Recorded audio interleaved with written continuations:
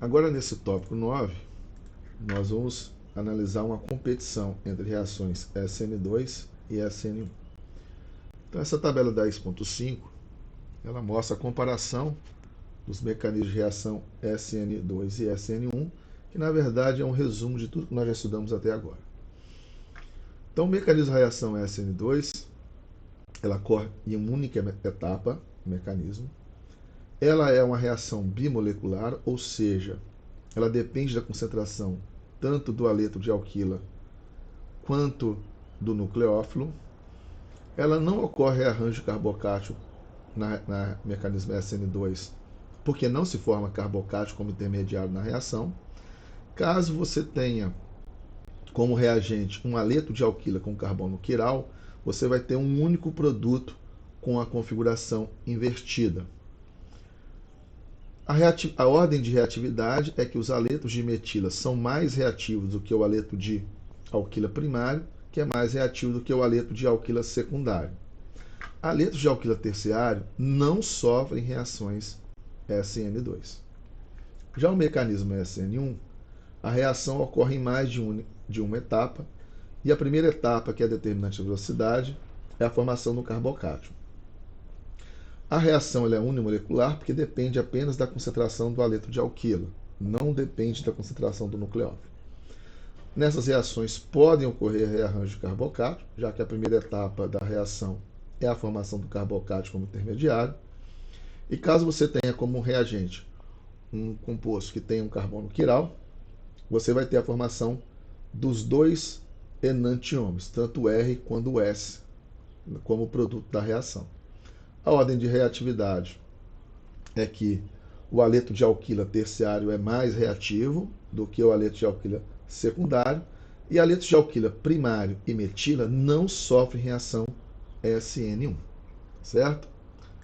Continuando aí, essas comparações, agora aqui nós temos um sumário das reações de aletos de alquila de substituição nucleofílica. Então, se eu tiver um aleto de alquila primário e de metila, só pode ocorrer reação SN2. Se o meu aleto for de vinila ou de arila, não pode ocorrer nem reação SN1 e nem reação SN2. Caso eu tenha um aleto de alquila secundário, pode ocorrer tanto reação SN1 quanto SN2.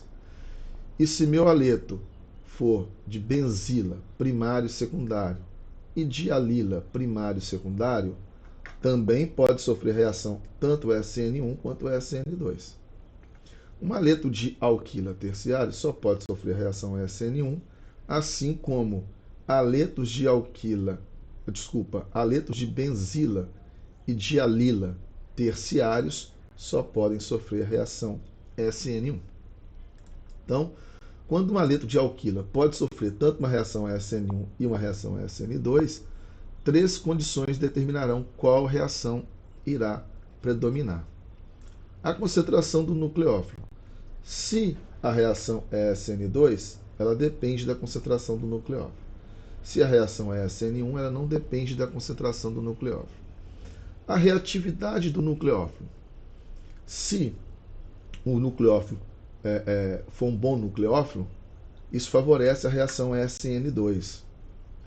Se o nucleófilo não for um bom nucleófilo, isso favorece uma reação SN1.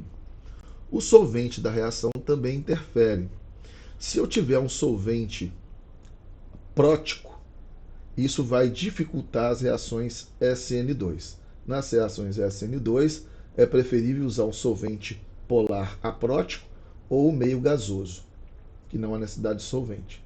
Já na reação SN1, um solvente polar prótico, ele ajuda a solvatar o carbocátion, que é o intermediário da primeira reação, aumentando então a velocidade. Então, a taxa da velocidade da reação SN2 é uma reação de segunda ordem, depende da concentração do aleto de alquila e do nucleófilo.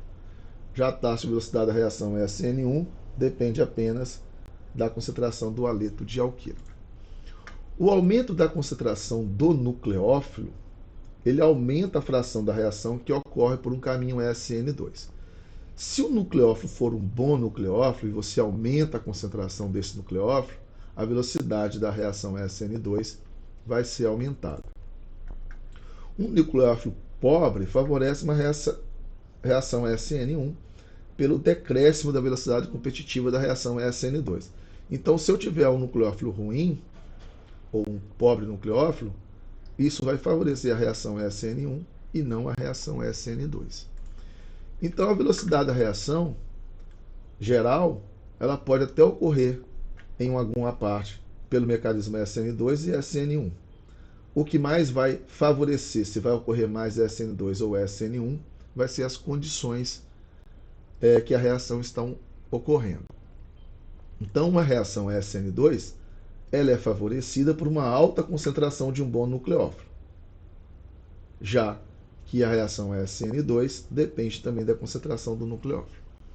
Já uma reação SN1 ela é favorecida por uma baixa concentração do nucleófilo ou por um nucleófilo ruim, já que na velocidade da reação SN1 não depende da concentração do nucleófilo.